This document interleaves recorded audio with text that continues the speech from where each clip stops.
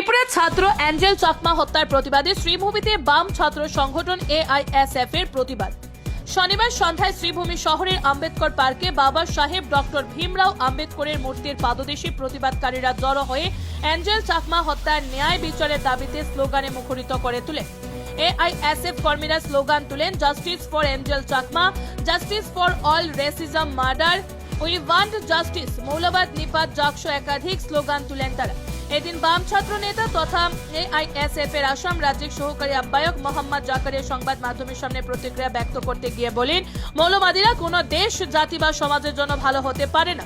মৌলবাদীরা সবসময় ক্ষতিকারক। জাকারিয়া তার বক্তব্যে পার্শ্ববর্তী দেশ বাংলাদেশে মৌলবাদীদের হাতে খুন হওয়া দীপু দাসের প্রসঙ্গ উল্লেখ করে সেই ঘটনার তীব্র নিন্দা জানান।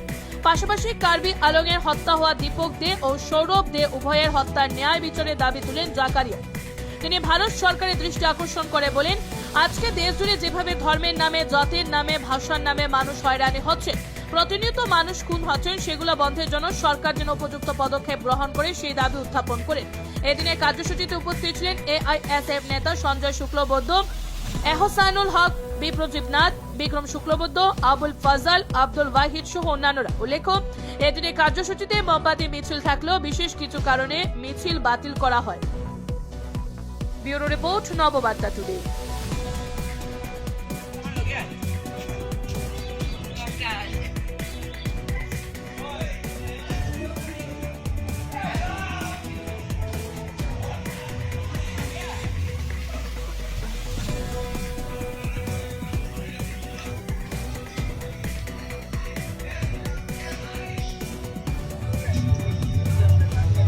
আপনারা জানেন যে আজ গত কিছুদিন আগে ত্রিপুরার একজন ছাত্র অ্যাঞ্জেল চাকমা, সে উত্তরাখণ্ডে শিক্ষারত অবস্থায় সেখানে শিক্ষার জন্য সেখানে ছিল, শিক্ষা গ্রহণের জন্য, কিন্তু সেখানে উগ্র হিন্দুত্ববাদীদের হাতে সে নির্মমভাবে হত্যা হয়েছে।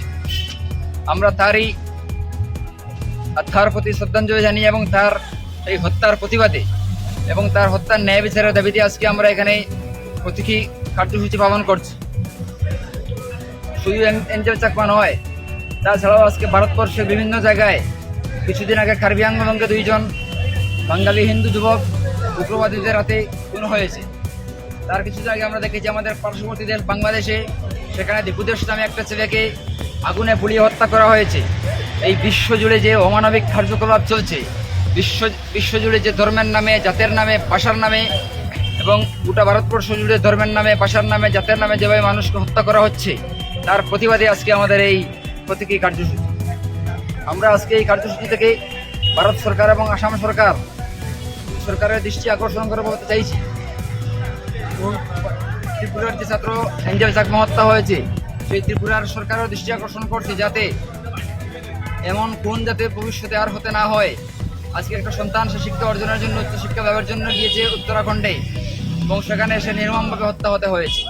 এই হত্যাকাণ্ড যাতে আর সংগঠিত না হয়, তার বিরুদ্ধে যেন পর্যাপ্ত পরিমাণ ব্যবস্থা প্রশাসন গ্রহণ করে সেই দৃষ্টি আকর্ষণ করছে। এবং গোটা ভারতবর্ষে যেভাবে ভাষার নামে, জাতের নামে মানুষ হয়রানির শিকার হচ্ছেন, এই হয়রানি যাতে অনতিবিলম্বে বন্ধ হয়। এখানে আপনারা দেখেছেন গত 25শে ডিসেম্বর বড়দিন পালন উৎসবেও বিভিন্ন রকমের বাধা দেওয়া হয়েছে। এইরকম একটা দেশ, হিন্দু, মুসলমান, বৌদ্ধ, খ্রিস্টান সব ধর্মের দেশ, এখানে কোনো বিশেষ কোনো জাতিকে বা বিশেষ কোনো ধর্মকে টার্গেট করে এইভাবে আক্রমণ করাটা সেটা কোনোভাবেই মেনে নেওয়া যায় না। তার প্রতিবাদেই আমরা এই কার্যসূচি পালন করছি। আজকে এই উগ্রবাদীদেরকে যারা মদত যোগাচ্ছে, এইভাবে যদি উগ্রবাদীদেরকে মদত যোগানো হয়, এক সময়ে পরিণতি কিন্তু ভয়ঙ্কর পরিণতি হবে। আজকে আপনারা দেখেছেন, তার উদাহরণস্বরূপ বলতে পারি, আপনারা 25শে ডিসেম্বর ভারতের প্রধানমন্ত্রী নরেন্দ্র মোদী ওনার অফিসিয়াল ফেসবুক পেজ থেকে একটা পোস্ট করেছিলেন, খ্রিস্টান ধর্মাবলম্বী ভাই বন্ধুদের উদ্দেশ্যে বড়দিনের শুভেচ্ছা জানিয়ে একটা পোস্ট করেছিলেন। এই প্রধানমন্ত্রীর পোস্টে গিয়ে একজন বক্তকে বলছে যে এটা ভারতবর্ষ, এখান থেকে বড়দিনের শুভেচ্ছা জানানো যাবে না, বড়দিনের শুভেচ্ছা জানাতে হবে ফিলিস্তিন চলে যান। অর্থাৎ ভারতের প্রধানমন্ত্রী বড়দিনের শুভেচ্ছা জানানোর জন্য সে বলছে ভারতের প্রধানমন্ত্রী ফিলিস্তিন চলে যেতে। এইভাবে যে উগ্রবাদীরা মানে অতি অন্ধ হলে, ধর্মান্ধ হলে যে কি পরিস্থিতি হয়, কোনো ধর্মান্ধরা কোনোভাবেই, কোনো ধর্মান্ধতা, উগ্রবাদরা এবং মৌলবাদীরা, ফ্যাসিস্টরা কোনোভাবেই কোনো সমাজ, কোনো দেশ বা কোনো জাতির জন্য বাবা হতে পারে না, তারা সবসময় ক্ষতিকারক। তাই উগ্রবাদী শক্তি, মৌলবাদী শক্তিকে রোখার জন্য সরকার দৃষ্টি আকর্ষণ করছি এবং এনজেল চাকমা যেভাবে খুন হয়েছে তার এই ঘটনার উপযুক্ত তদন্তক্রমে সেই দোষীদেরকে কঠোর থেকে কঠোর শাস্তি প্রদানের দাবি জানাচ্ছি।